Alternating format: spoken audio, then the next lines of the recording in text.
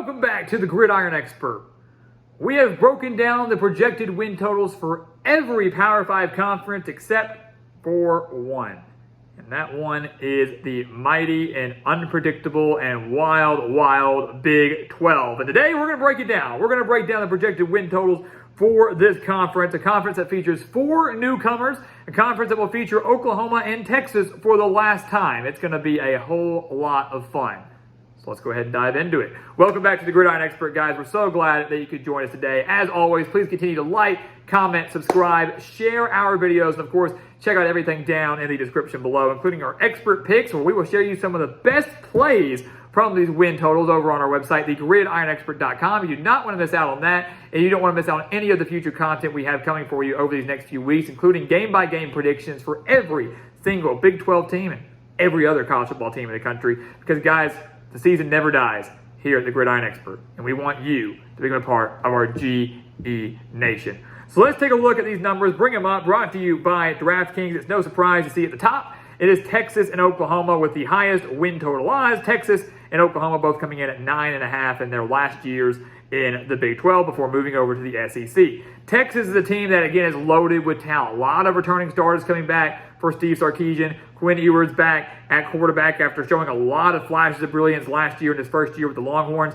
This is a Texas team that I think could possibly hit their over, but you have to keep in mind, I mean, the schedule is tough. They do have to play a good Oklahoma team. They do have to go to Alabama, and say that is a loss for them. So they do lose on the road in Tuscaloosa. They have a very small margin of error if they want to hit their over and reach 10 wins on the year. So they are a legitimate Big 12 title favorite, no doubt, but it might be tough to hit that number. We'll break them down in deeper detail later on, but Texas, regardless, still going to be a very good team and would not be shocked to see them make the Big 12 championship. Same for Oklahoma, 6-7 last year, but returned a lot of talent, returned one of the best quarterbacks in the country in Dillon Gabriel. If he can stay fully healthy, the Sooners' offense will be ridiculous this year. It's just a matter of can they fix the defense that was pretty lackluster, a surprising lackluster in year one under Brent Venables. Kansas State, the reigning Big 12 champions, you got to love it, projected at 8.5. Here's the thing with the Wildcats. I like their home schedule a lot, and I think they're going to probably take pretty good care of business at home in Manhattan. The road slate, very, very tough. A non-conference game at Missouri, and then at Oklahoma State, at Texas Tech, at Texas, at Kansas. They do avoid Oklahoma, though. My gut says if Kansas State can just win 2 of those road games that we mentioned, they can hit their over and very well could be contending for another Big 12 title. Will Howard, Chris Kleiman doing phenomenal things in Manhattan. Texas Tech at 7.5, along with TCU, the national runner-up last year, and Baylor also at 7.5. Very interesting numbers here for a lot of different reasons. A Baylor team that had a losing record coming in at 7.5, a Texas Tech team that won 8 games last year coming in at 7.5. And let me tell you this about Texas Tech first. I love this Red Raiders team. To me, they are the dark horse in the Big 12. I don't know if you can even call them that, because if you've paid attention to what the Red Raiders and Joey McGuire are doing, they've got a lot of talent. And this team, guys, if they can beat Oregon in week 2, that game's in Lubbock, by the way, Texas Tech very well could start 5-0. I genuinely believe that. They had 7 regular season wins last year before winning the Texas Bowl over Ole Miss. They start 5-0, they could find themselves in the top 10. All bets are off after that. They would just need 3 more wins to hit their over, but at that point, they're not looking for 8, 9 wins. They're looking for maybe a Big 12 title, maybe a college football playoff berth. The Red Raiders are legit, especially offensively. TCU, the national runner-up, 7.5 wins. Someone would say, how can they go from the national runner-up to 7.5 projected wins? Well, that happens when you lose your star quarterback in Max Duggan, and then your leading rusher, and then your leading pass catcher. When you lose so much talent, it happens. Also, when you look at TCU's schedule and you realize how many close games they had last year, it plays a role there. I mean, if you redid last season again, TCU does not win all of those games. They were a very, very good team. They were also a very fortunate team. 7.5 feels about right for a team that's definitely going to take a step back after losing so much. Baylor at 7.5 might be a little too high here. 7.5 after going 6-7 last year. I feel like maybe their total should be about 6.5 as of right now. Tough schedule for the Bears. They get to host Utah. They get to host Texas. They do have to go to UCF, and they have to go to Texas Tech. And, oh yeah, all 4 of those games I just mentioned happen in the first half of the season, in their first 6 games. So, you know, if you're Baylor, you got to hope that within your first 6 games, you start about 4-2. 3-3 is not going to give anybody warm and fuzzies. But if you're 4-2, 5-1, or undefeated somehow, that's going to be looking really good and looking promising that Baylor can maybe hit their over and do a little bit more after that after a disappointing 2022 season. But that's a tough slate. Beneficial that they get 3 of those games that I mentioned all at home in Waco, but not a foregone conclusion that Baylor's going to win those games. UCF in Kansas and Oklahoma State, all projected at 6.5 wins. So UCF is the highest projected team out of the Big 12 newcomers. Remember, it's UCF, BYU, Houston, and Cincinnati all joined the conference this year, and they clearly believe that UCF has the best chance to have the most success. And I would understand that. The bounce house, I know it's not called that anymore, whatever. I'm going to call it that. UCF in Orlando is a very difficult place to play. John Rice Plumlee is one of the most electric players in all of college football, and Gus Malzahn, I believe, will get the most out of his team week in and week out. So I can see them being the best of the newcomers. Kansas at 6.5 is exciting to see. To see the Jayhawks being projected to make a bowl game in 2023. This is a team that, again, is loaded offensively, especially with the return of a healthy Jalen Daniels, and has a pretty favorable schedule to start, one that could see the Jayhawks start 4-0 in 2023. They have to beat Illinois and BYU both at home for that to happen, but I wouldn't rule that out. And if that's the case, I'm not going to go as far as say Kansas can go on to make a Big 12 championship, but another bowl game, no doubt about it. Lance Leipold doing phenomenal and pretty unbelievable things in Lawrence. And then Oklahoma State at 6.5. Some could say that's too high. Look, you don't want to doubt Mike Gundy at all, but this is an Oklahoma State team that's dealing with some quarterback issues. A lot of questions at that position. And a tough schedule at Iowa State, at UCF.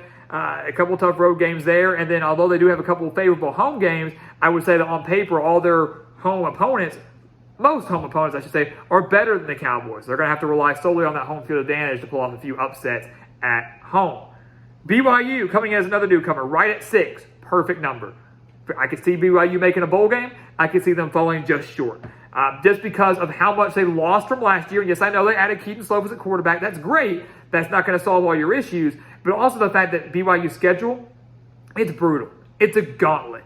At Arkansas in the non-conference, at Kansas, at TCU, at Texas, at Oklahoma State, and then they host Texas Tech, and they host Oklahoma. Neither of those are foregone conclusion victories. So many difficult road games where I do believe that a losing season could be in the cards for BYU. So a number right at 6 is perfect. Could literally go either way. And I wouldn't be surprised to see it hit right on the number for Kalani Sitake and the Cougars. Iowa State at 5.5, a team that went 4-8 last year. Some say, how can you have them over a game and a half more than what they won last year? Well, you're forgetting that Iowa State had six one-possession losses last year. Iowa State was so close to having a completely different season in 2023. I think they're going to be on the right side of some of those close games in 2023. I really do believe that. I have a lot of faith in Matt Campbell. I have a lot of faith in the power of Ames. And I'm not saying Iowa State's going to a bowl game. I'm not going that far yet. But I wouldn't say 5.5 is an outlandish number by any means. The Cyclones were way more competitive than their record shows last year. And that's going to convert again into this next season.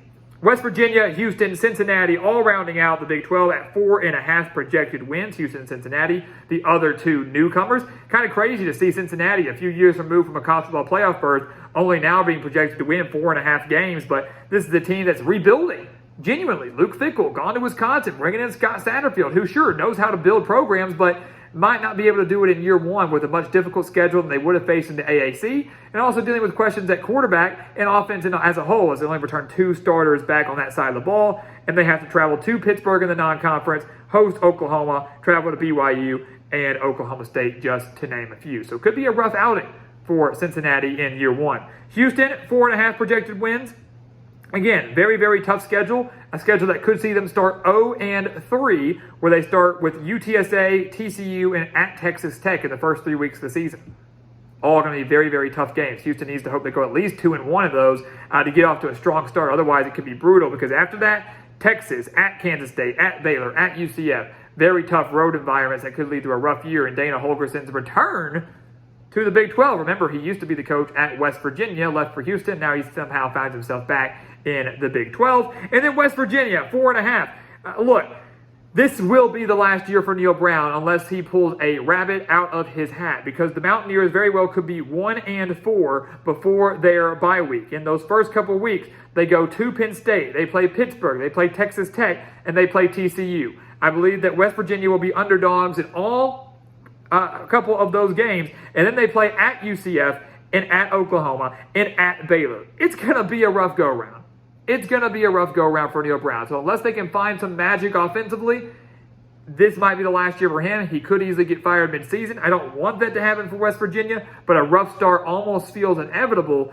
Clearly, this win total is banking on West Virginia making up for it on the back half of the schedule. But when a team loses maybe its coach and loses its confidence, I would not necessarily bet on that. Wouldn't go that far yet. There you go, guys. Those are your projected win totals for the Big 12. We've now covered the projected win totals for every Power 5 program heading into this upcoming season. Prediction season here at the Gridiron Expert is just around the corner. So you'll see if we agree or disagree with these win totals. But in the meantime, we do want to hear from you. Leave your comments down below for the Big 12, every other conference as well. And let's get ready for a college football season that is right around the corner. So thank you guys so much for watching us here at the Gridiron Expert on YouTube. Make sure to continue to like, comment, subscribe, share our videos, and of course, check out everything down in the description below, including our expert picks over on thegridironexpert.com and everything else that is there for you guys to help you get through this offseason. Because again, here at the Gridiron Expert, college football never dies. The season never ends, and we want you to become a part of our GE Nation. And once again, guys, as always, thank you so much for watching, and we'll see you next time right here on the Gridiron Expert.